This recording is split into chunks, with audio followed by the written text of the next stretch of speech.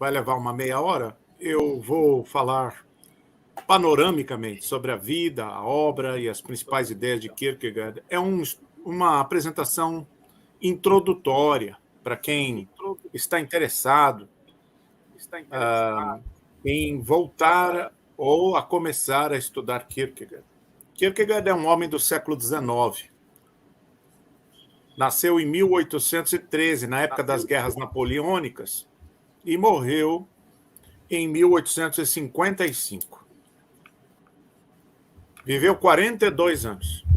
E é incrível pensar que, apesar de ter falecido aos 42, Kierkegaard, esse autor genial, produziu uma obra tão rica, tão intrincada também, que ainda estamos decifrando. Kierkegaard é um autor cuja recepção é lenta e tardia, porque escreveu em dinamarquês, ele era da Dinamarca. As traduções para o alemão começaram a aparecer na virada do século XX.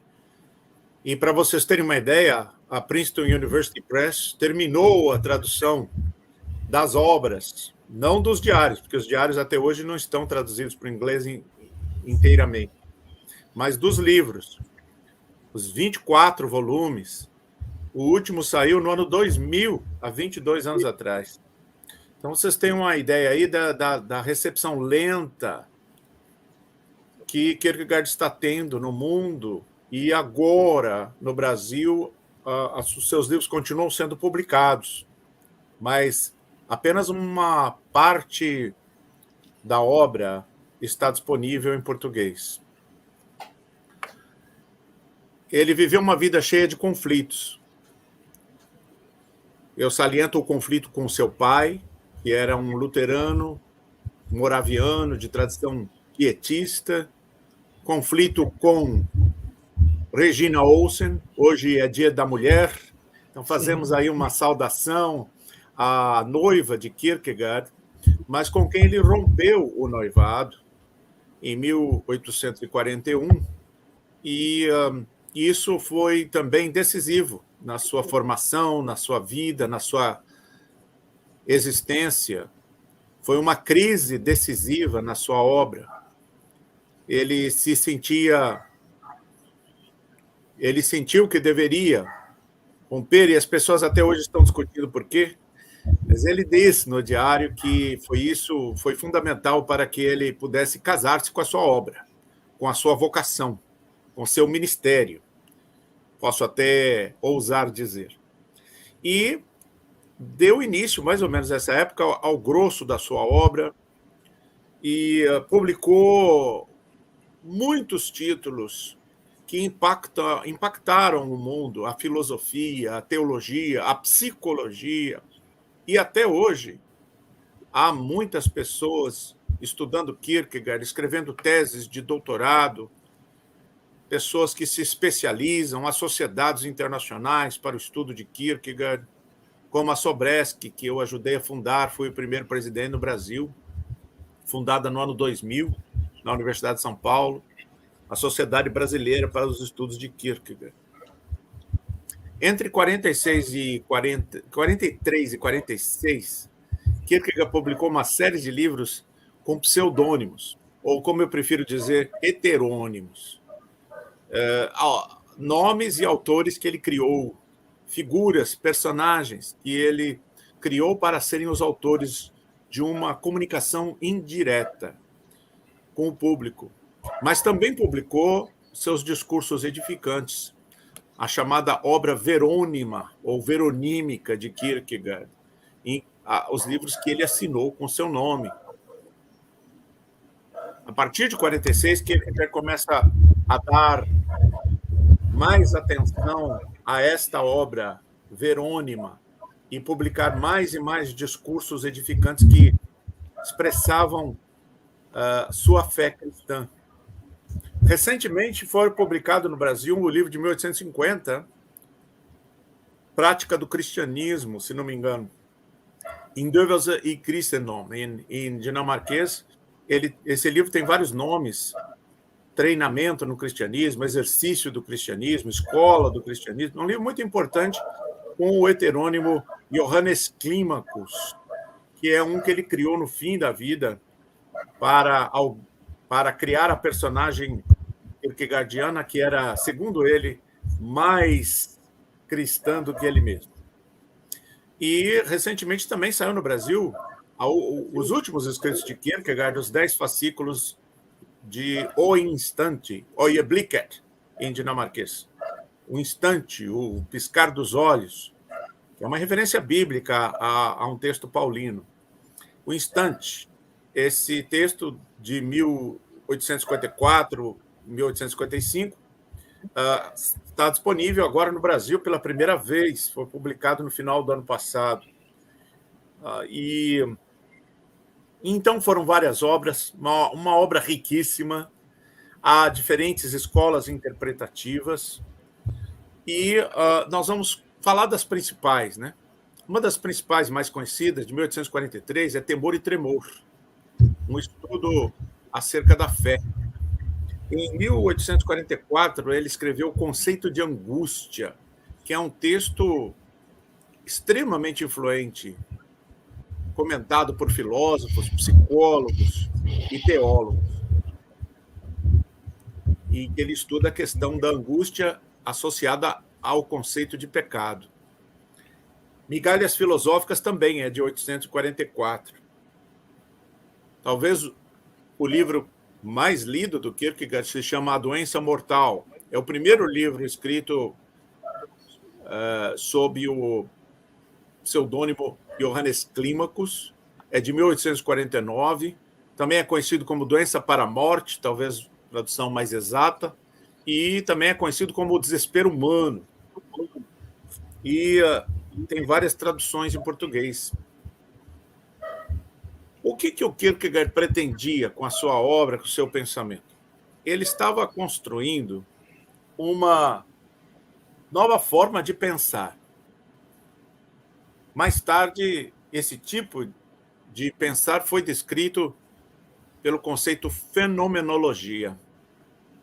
Ele produziu uma fenomenologia filosófica. O que significa isso?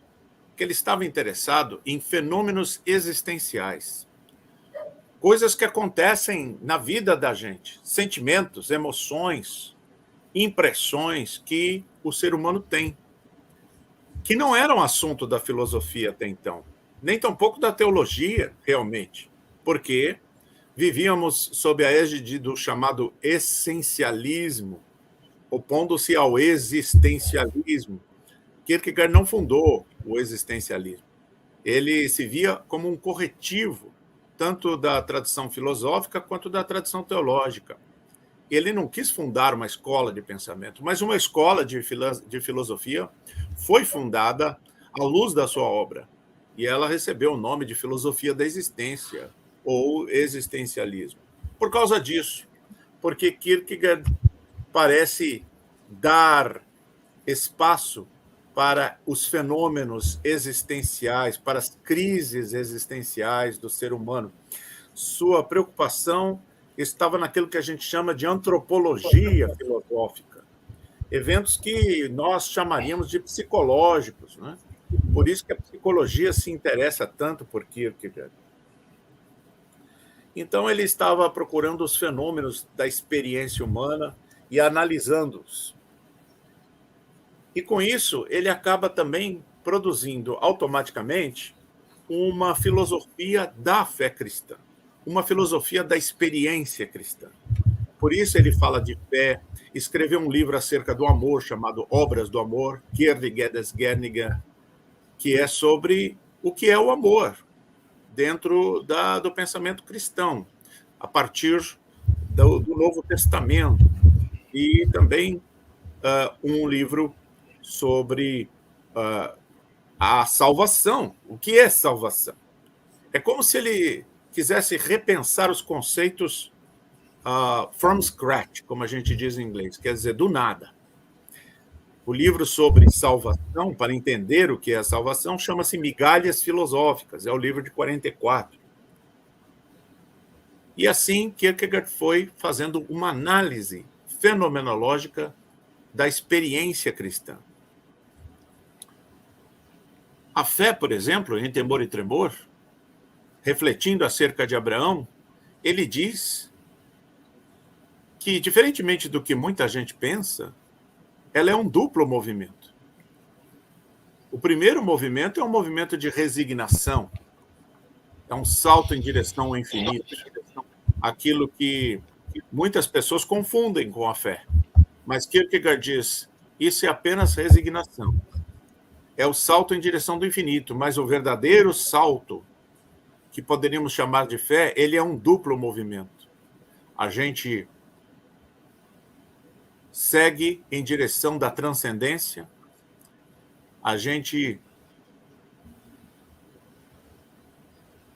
resignadamente lança fora todo o nosso apego, todo o nosso toda a nossa preocupação com a concretude. A gente se desprende, se abraça ao infinito, se abraça ao eterno, se abraça a Deus, mas o segundo movimento é cair com os dois pés firmes sobre a terra novamente, assumindo aquilo que o Henri costumava de chamar de a tarefa, assumindo a responsabilidade de ser cristão aqui neste mundo, assumindo a imanência enquanto tarefa. Essa é a fé. Essa é a fé de Abraão, que nunca abdicou do seu mundo, da vida concreta na terra, da sua existência, do seu filho, da sua geração, do seu papel histórico. Essa é a fé dentro do pensamento cristão, a partir do Novo Testamento, segundo Kierkegaard. Como eu disse, essa é uma análise panorâmica, introdutória e superficial. Mas é onde a gente começa, não é mesmo? E também salvação foi repensada por Kierkegaard, particularmente no livro Migalhas Filosóficas. O que é ser salvo em Cristo Jesus? O que é passar por esta regeneração, por esse novo nascimento, poder chamar Cristo de Salvador? Por que Cristo é Salvador? Kierkegaard diz que Cristo é Salvador não porque ele nos dá um ensino, mas porque ele nos dá uma condição que não tínhamos. Ele nos resgata de uma rebeldia, de uma alienação para com Deus, para com a eternidade, que impedia que o indivíduo, agora resgatado, agora renascido em Cristo, pudesse caminhar com Deus. Então é mais do que uma crença em doutrinas, é mais do que um ensino que pode ser apropriado. Ele é Salvador porque ele nos dá a condição para entender esse ensino, para abraçar esta nova vida. Todos como discípulos de primeira mão, não discípulos de segunda mão. Ainda que tenhamos recebido a mensagem do Evangelho indiretamente, temos que ser discípulos de primeira mão do Cristo vivo, sem mediação das instituições, sem mediação de um sistema de pensamento, de uma escola de teologia. Tudo isso pode ajudar, mas a salvação depende de uma relação pessoal, imediata, discípulo de primeira mão do Cristo vivo. Isso, mais tarde, Kierkegaard vai chamar de Christeriet, cristicidade. O objetivo da fé cristã não é uma religião, cristianismo. Na verdade, existem muitos cristianismos, nem tampouco uma cristandade, mas, acima de tudo, a cristicidade, que nós nos tornemos como Cristo, que nós sejamos como Cristo, que nós tenhamos a mente de Cristo, como diz Paulo, que nós vivamos em Cristo, como um lugar espiritual, uma dimensão em que se vive. Esta é a noção de salvação que Kierkegaard resgata. E ele vai falar também sobre pecado, no conceito de angústia, mostrando que o pecado não devia ser entendido apenas como desobediência a leis e regras da igreja ou uma nova lei determinada pelo Novo Testamento, por Jesus, muito menos a lei mosaica. O que significa realmente o pecado, então? Ou a pecaticidade? A minha condição de pecador, a minha natureza adâmica, pecaminosa, é a minha alienação de Deus, é o meu estranhamento em relação a Deus, é a minha rebeldia. E isso causa angústia porque, como dizia Agostinho, nós fomos feitos por Deus e para Deus. E nós não descansamos enquanto não descansamos em Deus. Então, nós precisamos abraçar a angústia, abraçar a nossa condição. Na verdade, as boas novas não fazem sentido se nós não aceitarmos a má notícia de que somos pecadores. É quando nós reconhecemos que existe abundância de pecado que podemos entender o sentido da superabundância da graça. Então, a angústia faz parte da vida e ela não precisa ser combatida. A igreja não lida bem com a angústia. Ela tenta combater, assim como a psicologia também, não é? A ansiedade, a angústia das pessoas. Em vez de dizer, não, mas você deve se angustiar mesmo. No mundo em que nós vivemos, o normal é viver angustiado, é viver ansioso. Mas nós podemos fazer da angústia um motor, uma energia que nos leva à nossa maturidade espiritual. A isso Kierkegaard chama de teurgia, que é ao mesmo tempo uma autourgia, uma manifestação do divino em nós, ao mesmo tempo em que nós manifestamos a nossa própria pessoa, a nossa pessoa como Deus a vê. E essa angústia também existe na teologia.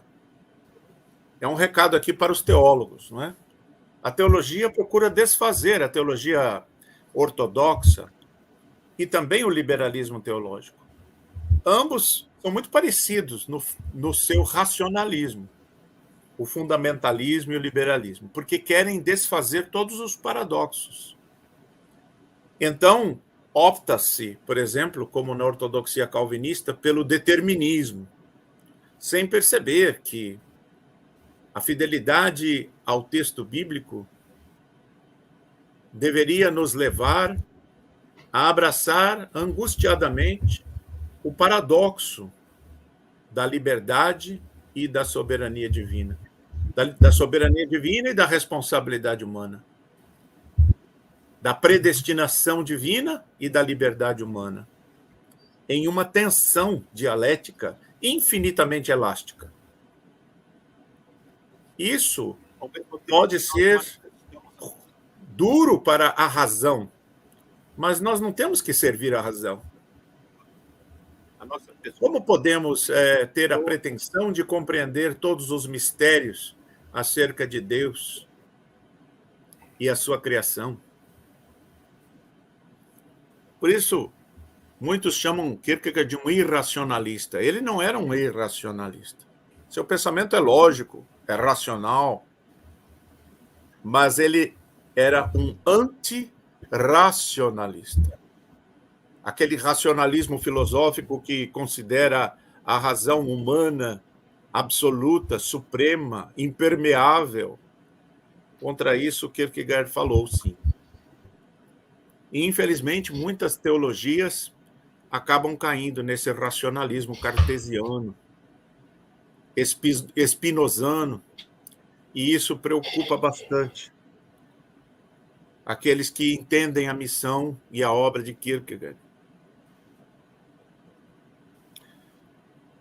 Além da angústia, Kierkegaard também ressalta o conceito de desespero. Ele acha que o desespero é muito importante para aqueles que se comprometem com Cristo. Porque, aliás, na filosofia também, em 1842, Kierkegaard escreveu um livrinho não publicado, pouco conhecido, chamado De Omnibus Dubitandum Est, o título em latim que quer dizer é preciso duvidar de tudo. É uma crítica de Descartes, o racionalista francês. E nesse livro ele diz que Aristóteles dizia que a filosofia começava com o maravilhamento, com o espanto, com o deslumbramento. E que Descartes, o pai da filosofia moderna, corrigiu Aristóteles, dizendo que a filosofia começava com a dúvida. Aí a gente vê um salto de uma filosofia metafísica para uma filosofia epistemológica. Mas Kierkegaard, ele diz que a filosofia, na verdade, começa para o homem do século XIX, para o homem do século XX, em particular, porque ele era um homem adiante do seu tempo. A filosofia, o filosofar, começa com o desespero. É com o desespero que a gente começa a pensar as questões existenciais mais profundas. É quando a gente desespera das instituições, quando a gente desespera da vida humana como ela nos é apresentada, engarrafada, empacotada, enlatada. E aí a gente passa a meditar sobre as grandes questões existenciais. Em 1849, no chamado Tratado do Desespero, a doença para a morte, Kierkegaard, utilizando o pseudônimo Johannes Climacus, escreve sobre o desespero e ele diz que existem duas formas básicas de desespero. Para simplificar, são 6, mas elas se dividem em 3 e 3, 2 grupos de 3. Então, são duas formas básicas de desespero. Uma delas é o desespero da finitude. A gente se desespera da finitude, a gente se desespera da temporalidade. E a gente quer viver no infinito, a gente quer viver na eternidade. A gente anseia por uma outra dimensão infinita e eterna, uma dimensão divina. E a gente se desespera da finitude. E outro tipo de desespero é o desespero do infinito. É o desespero da eternidade. E aí, quando a gente se desespera da infinitude e da eternidade, porque a gente já não consegue mais acreditar que exista essa outra dimensão, a gente se agarra à materialidade, à temporalidade, à concretude deste mundo em que vivemos, e isso também é um desespero. Duas formas distintas de desespero humano. E o que Kierkegaard sugere é que nós temos que aprender a viver ambas estas dimensões, sem cair em nenhuma destas duas formas de desespero. Sem desesperar do infinito e da eternidade, e sem também desesperar do finito e da temporalidade, da historicidade, porque tudo isso faz parte daquilo que Deus quer que sejamos. Seres que vivem em comunhão com Ele em Cristo, mas que vivem na história, que vivem no tempo e que vivem na finitude humana, na condição humana. Nossa vocação não é para que sejamos anjos, mas para que sejamos gente.